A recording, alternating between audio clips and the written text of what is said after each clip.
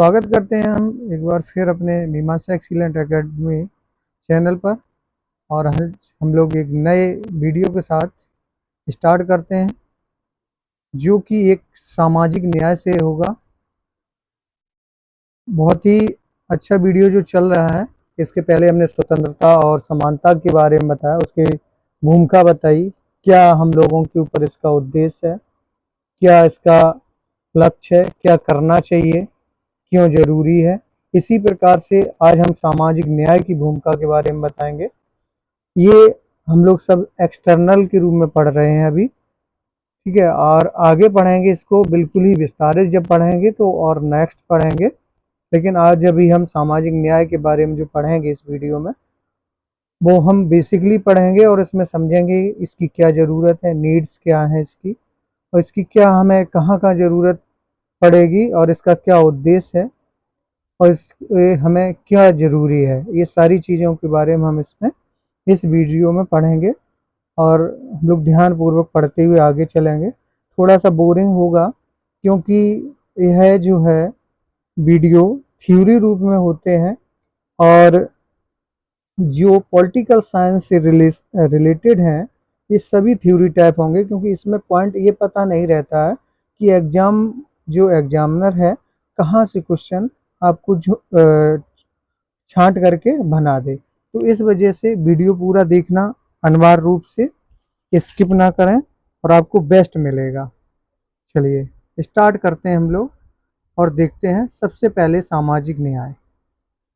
सामाजिक न्याय क्या होता है और क्या ज़रूरी होती है, तो एक थोड़ी सी एक अपने सामाजिकता के रूप में, यानी समाज की एक थ्योरी, एक स्टोरी समझ लीजिए, स्टोरी के रूप में हम लोग समझेंगे।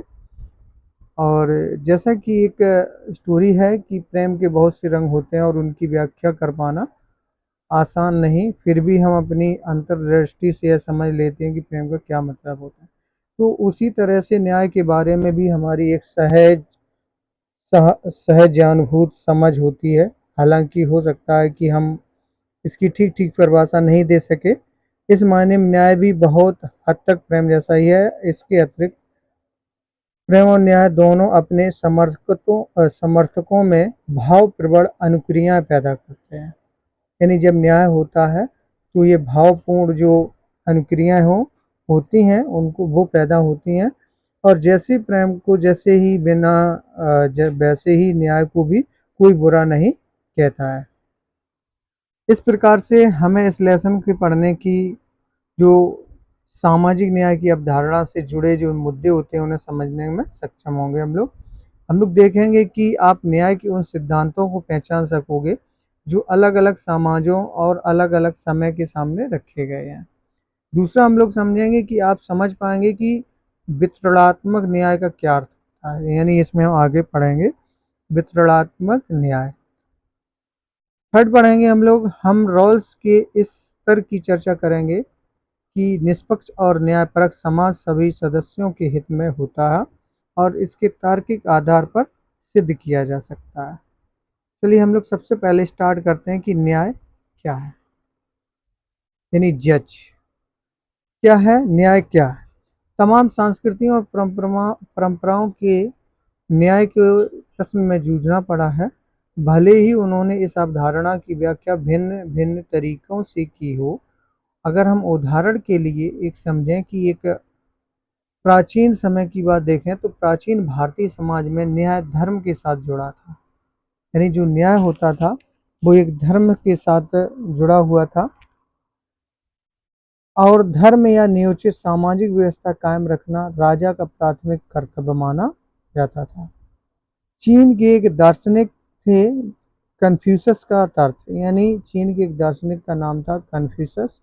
का तर्क था कि गलत करने वालों को दंडित कर और भले लोगों को पुरस्कृत कर राजा को न्याय कायम, यानी जो न्याय कायम रखना चाहिए। यानी जो दंडित व्यक्ति, जो गलत व्यक्ति उसे दंडित करना चाहिए, और जो भला व्यक्ति था उसे पुरस्कार देना चाहिए, ऐसा उनका मानना है। इसके बाद ईसा पूर्व चौथी सदी के एथेंस यूनान में प्लेटो ने अपनी पुस्तक, यानी प्लेटो की पुस्तक का नाम था द रिपब्लिक, प्रश्न बनता है कई बार, वेरी इम्पोर्टेंट होगा कि द पब्लिक में न्याय के मुद्दों पर चर्चा की है। थोड़ा बोलने में प्रॉब्लम हो रही है, आप लोग बने रहिए। स्वास्थ्य मेरा थोड़ा 6-7 दिन से खराब चल रहा है। सुकरात और उनके युवा मित्रों गिलाउकॉन, यानी सुकरात और उनके जो युवा मित्र हैं गिलाउकॉन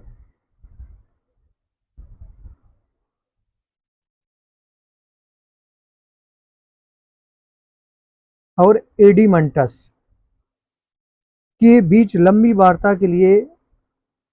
के जरिए प्लेटो ने दिखाया कि हमारा न्याय से सरोकार होना चाहिए।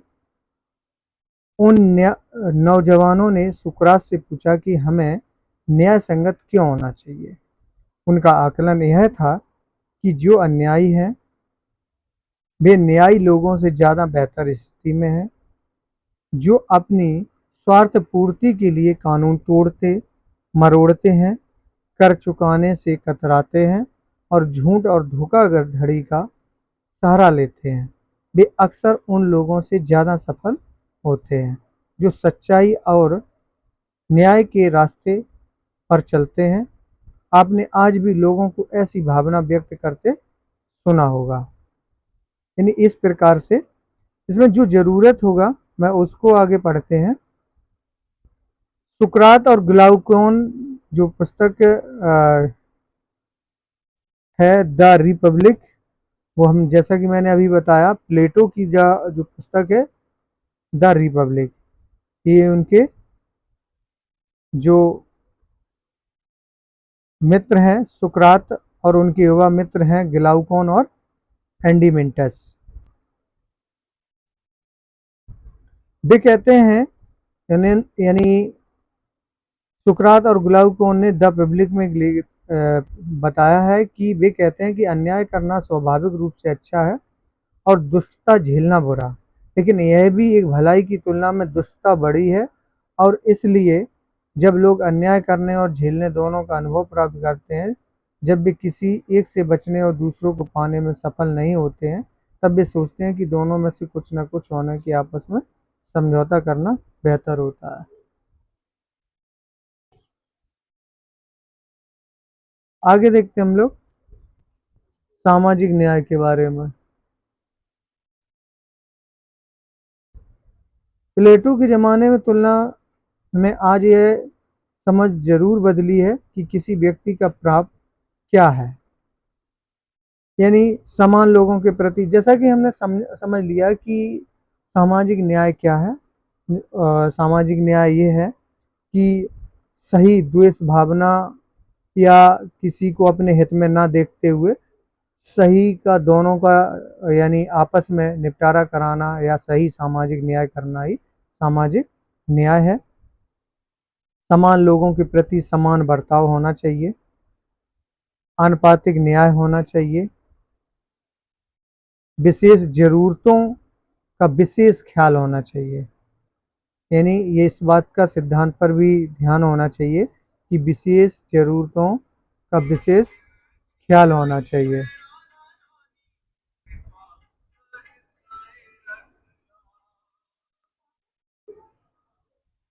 इस प्रकार से सामाजिक न्याय। चिंतन मंथन, एक दृष्टि देखते हैं चिंतन मंथन क्या है। कि एक दृष्टिहीन छात्र जो है सुरेश को गणित का प्रश्न पत्र हल करने के लिए 3.5 घंटे मिलते हैं। यानी जब एक दृष्टिहीन सुरेश होता है और उसे सुरेश को गणित का प्रश्न पत्र हल करने के लिए 3.5 घंटे मिलते हैं, जबकि अन्य सभी छात्रों को केवल 3 घंटे मिलते हैं। जो गीता होती है बैसाखी की सहायता से चलती है। अध्यापका ने गणित का प्रश्न पत्र हल करने के लिए उससे 3.5 घंटे का समय देने का निश्चय किया। आता है नेक्स्ट कि एक अध्यापक कक्षा के कमजोर छात्रों के मनोबल को उठाने के लिए कुछ अतिरिक्त अंक देते हैं। एक प्रोफेसर अलग अलग छात्रों की उनकी क्षमताओं के मूल्यांकन के आधार पर अलग अलग प्रश्न बांटते हैं।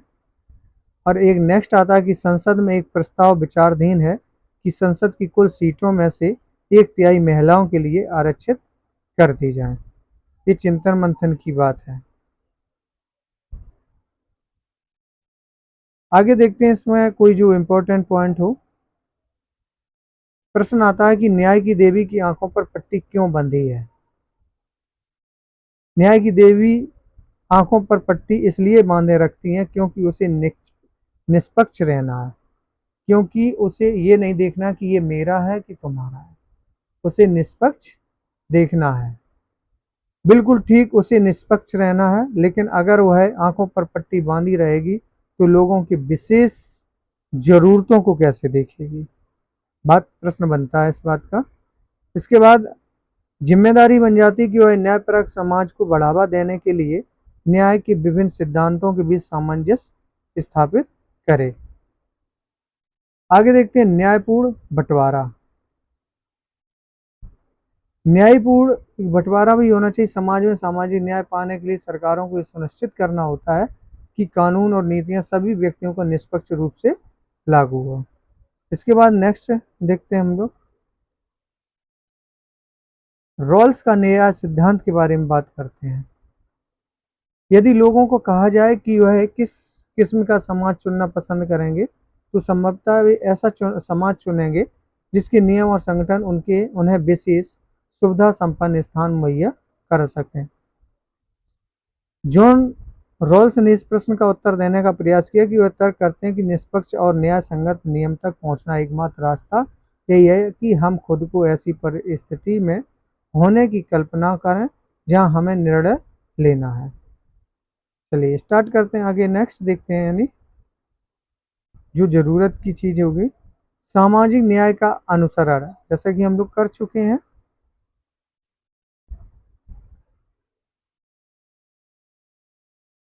आगे देखते हैं हम लोग मुक्त बाजार बनाम राज्य का हस्तक्षेप। मुक्त बाजार बनाम राज्य का हस्तक्षेप से संबंधित हम लोग देखेंगे कि मुक्त बाजार के समर्थकों का मानना है कि जहां तक कि संभव हो व्यक्ति को संपत्ति अर्जित करने के लिए तथा मूल मजदूरी और मुनाफे के मामले में दूसरों के साथ अनुबंध और समझौतों में शामिल होने के लिए स्वतंत्र रहना चाहिए। उन्हें लाभ की अधिकतम मात्रा हासिल करने हेतु एक दूसरे के साथ प्रतिद्वंद्विता करने की छूट देनी चाहिए। भीमराव अंबेडकर जी ने क्या बोला है कि न्यायपूर्ण समाज वह है जिसमें परस्पर सम्मान की बढ़ती हुई भावना और अपमान की घटती हुई भावना मिलकर एक करुणा से भरे समाज का निर्माण करे, उसे हम न्यायपूर्ण समाज कहेंगे। चलिए आगे हम लोग पढ़ते हैं। जीएस मिल ने परिभाषा दी है, न्याय में ऐसा कुछ अंतर्निहित है जिसे करना न सिर्फ सहना सही है और ना करना सिर्फ गलत, बल्कि जिस पर बतौर और नैतिक अधिकार कोई व्यक्ति विशेष हमसे दावा जता सकता है। इस प्रकार से यह इन्होंने जीएस मिल ने दिया। इस प्रकार इससे बनने वाले प्रश्नावली को हम लोग देख लेते हैं कि जो जरूरी होगा कि हर व्यक्ति उसके प्राप्त देने का मतलब, यानी कुल मिला के सामाजिक न्याय क्या है, जिसमें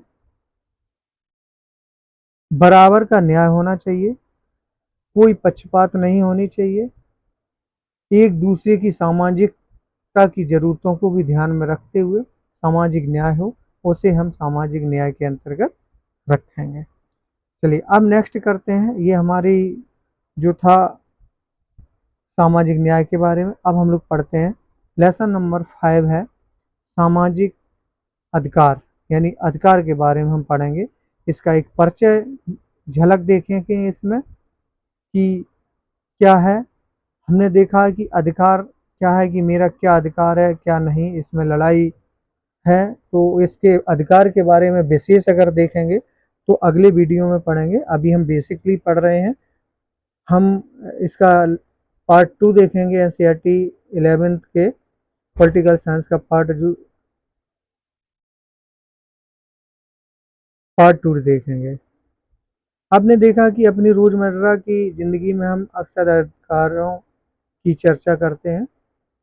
लोकतांत्रिक देश के सदस्य होने के नाते हम वोट देने, राजनीतिक पार्टियां बनाने और चुनाव लड़ने जैसे अधिकारों की बात करते हैं।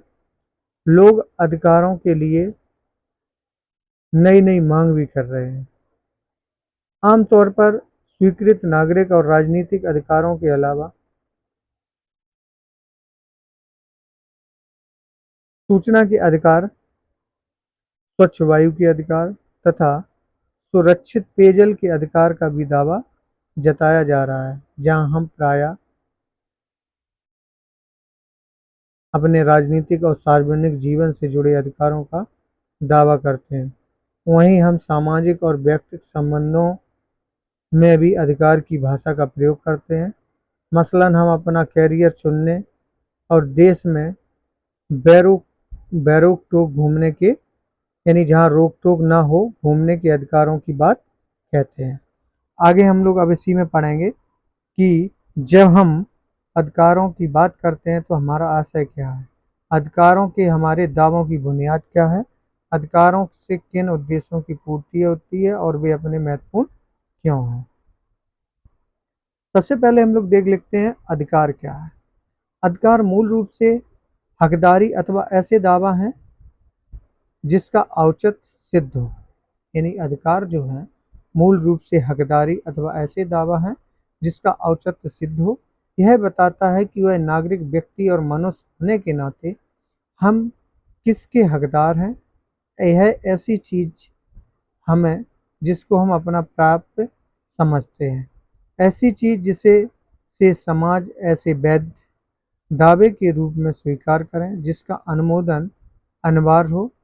इसका यह मतलब नहीं है कि हर वह चीज़ जिसे मैं ज़रूरी और वांछनीय समझूं अधिकार है। मेरी इच्छा हो सकती है कि स्कूल के लिए निर्धारित पोशाक की बजाय अपनी पसंद के कपड़े पहनूं। मैं देर तक घर से बाहर रहना चाह सकता हूं, लेकिन इसका यह मतलब नहीं है कि मुझे स्कूल के लिए अपनी इच्छा अनुसार जो चाहूं वह पहनने अथवा चाहूं जब लौटने का अधिकार हो। राइट है। चलिए अब आगे इसको हम लोग आगे पढ़ते हैं, एक और विशेष कि अधिकार आते कहाँ से हैं। 17वीं और 18वीं शताब्दी में राजनीतिक सिद्धांतकार तर्क देते हैं कि हमारे लिए अधिकार प्रकृति या ईश्वर प्रदत्त हैं। हमें जन्म से वे अधिकार प्राप्त हैं जो परिणामतः कोई व्यक्ति या शासक उन्हें हमसे छीन नहीं सकता है। उन्होंने मनुष्य के 3 प्राकृतिक अधिकार चिह्नित किए, जो कि है जीवन का अधिकार, स्वतंत्रता का अधिकार और संपत्ति का अधिकार। इस प्रकार से जो 3 अधिकार हैं ये एक नेचुरलिटी अधिकार बताए गए हैं। चलिए आगे हम लोग देखते हैं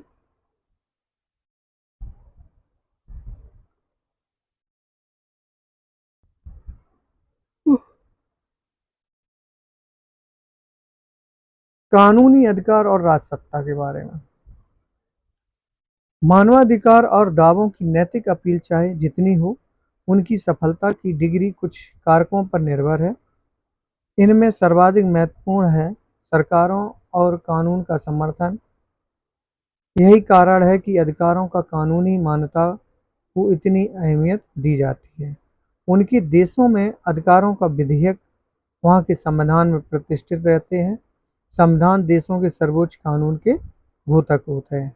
यानी किसी भी देश में अधिकार सबसे ज़्यादा वो व्यापी होते हैं, यानी वो मान होते हैं जो एक वहाँ की गवर्नमेंट के अधिकार के रूप में दिए जाते हैं। अब हम देखते हैं कि अधिकारों के प्रकार के बारे में। अधिक अधिकतर लोकतांत्रिक व्यवस्थाएं राजनीतिक अधिकारों का घोषणा बनाने में अपनी शुरुआत करती हैं, जैसा कि मैंने अभी बताया कि गवर्नमेंट के रूल के अकॉर्डिंग राजनीतिक अधिकार नागरिकों को कानून के समक्ष बराबरी अथवा राजनीतिक प्रक्रिया में भागीदारी का हक देते हैं। इनमें वोट देने और प्रतिनिधि चुनने, चुनाव लड़ने, राजनीतिक पार्टियां बनाने या उनमें शामिल होने जैसे अधिकार शामिल हैं। राजनीतिक अधिकार नागरिक स्वतंत्रताओं से जुड़े होते हैं। आगे हम अगर इसमें देखना चाहें कि समूह या समन्वय विशेष के यानी चिंतन मंथन में अगर हम बात करते हैं तो समूह एवं समन्वय विशेष में दिए गए निम्न अधिकारों में कौन से नियोजित हैं। एक शहर में जैन समुदाय के लोगों ने अपना विद्यालय खोला, उसमें केवल अपने समुदाय के छात्र छात्राओं का ही प्रवेश दिया। हिमाचल प्रदेश में वहाँ के स्थायी निवासियों के अलावा बाकी लोग जमीन या अन्य अचल संपत्ति नहीं खरीद सकते। एक सहशिक्षा विद्यालय के प्रधानाध्यापक ने एक सर्कुलर जारी किया कि कोई भी छात्रा किसी भी प्रकार का पश्चिमी परिधान नहीं पहनेगी। हरियाणा की एक पंचायत ने निर्णय दिया कि अलग-अलग जातियों के जिस लड़के और लड़की ने शादी कर ली थी, वे अब गांव में नहीं रहेंगे। यानी इस प्रकार से ये अधिकार बनाए। जिम्मेदारियां भी होती हैं कि इन अधिकारों को जो हम लोगों को दिए गए हैं, उन्हें अच्छे से निभाएं और उनके बारे में समझें। आगे हम लोग देखते हैं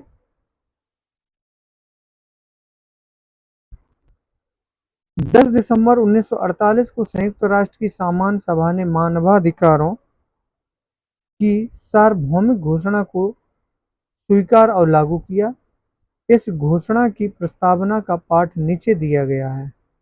यानी इस ऐतिहासिक कृत्य को आगे बढ़ाते हुए सामान्य सभा ने सभी सदस्य देशों से मानवाधिकारों की सार्वभौमिक घोषणा के पाठ को प्रचारित करने का आह्वान किया। सामान्य सभा ने देश या क्षेत्र की राजनीतिक स्थिति पर ध्यान न देते हुए इसे विशेष तौर से विद्यालयों और अन्य शैक्षिक संस्थानों में प्रसारित और प्रदर्शित करने एवं पढ़ने और पढ़वाने का आह्वान किया।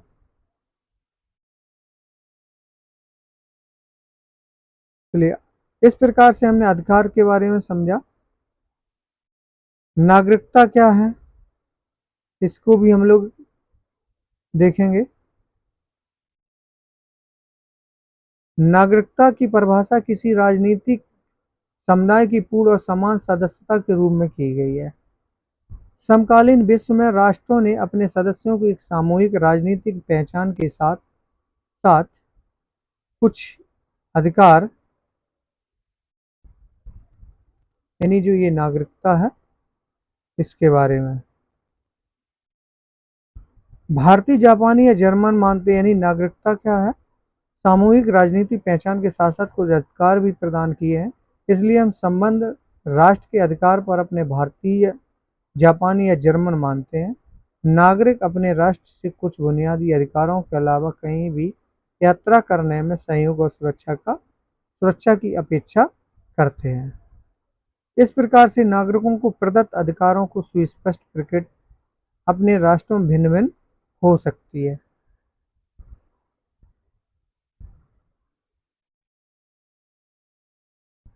आगे हम लोग देखें अगर नागरिकता के बारे में जो इम्पोर्टेंट पॉइंट होगा इसमें अभी देखेंगे आगे, लेकिन इसके बाद यानी पार्ट 2 में जब हम लोग पढ़ेंगे तो इनके बारे में विशेष अध्ययन करेंगे और विशेष ही आपको अध्ययन देखने को भी मिलेगा रियलिटी में, क्योंकि जो सबसे ज़्यादा प्रश्न पूछे जाएंगे वो वहीं से पूछे जाएंगे।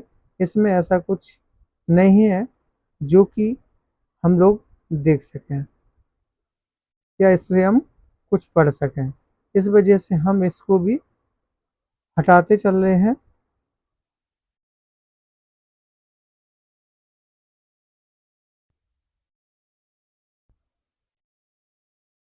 नागरिकता उन्हीं को मिलती है जो जिस देश के होते हैं या कुछ सालों जैसे 5 साल से ज़्यादा या 10 साल से ज़्यादा अपने देश में जब रहेंगे तब उनको नागरिकता दी जा सकती है, जैसा कि हम लोग आगे पढ़ेंगे अभी।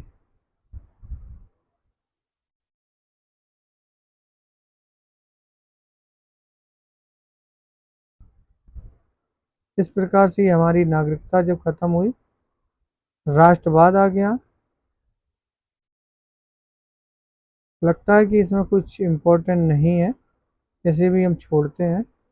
जो इम्पोर्टेंट पॉइंट होगा उसको हम लोग पढ़ेंगे और नहीं बढ़ते हैं नेक्स्ट पार्ट में, जो कि एक इम्पोर्टेंट होगा धर्मनिरपेक्षता।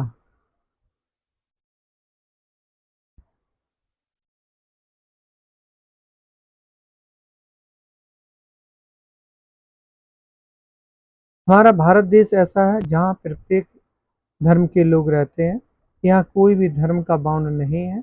इस वजह से हमारा भारतीय जो है एक धर्मनिरपेक्ष देश है।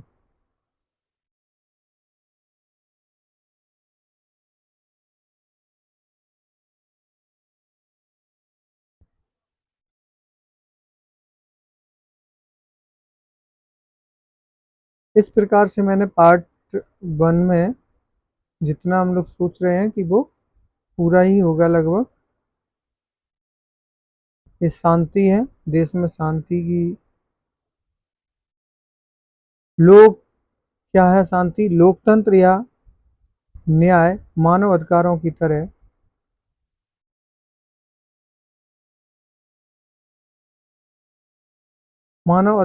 तरह शांति का जुमला भी एक तकिया कलाम बन गया है। लेकिन हमें निश्चित ही ये यदि याद रखना चाहिए कि शांति की वांछनीयता को लेकर यह ऊपरी एवं सहमति अपेक्षाकृत हाल फिलहाल की घटना है। इटली के समाज सिद्धांतकार विल्फ्रेडो प्रेटो ने 1848-1930 का दावा था कि वह अधिकतर समाजों में शासक वर्ग का निर्माण सक्षम और अपने लक्ष्यों को पाने के लिए ताकतवर का इस्तेमाल करने के लिए लोगों से तैयार रहता है।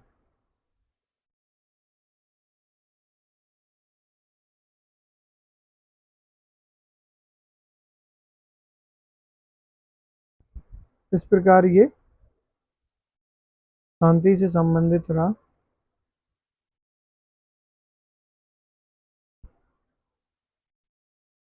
गिरिराज किशोर का उपन्यास पहला जो है वो है गिरमिटिया।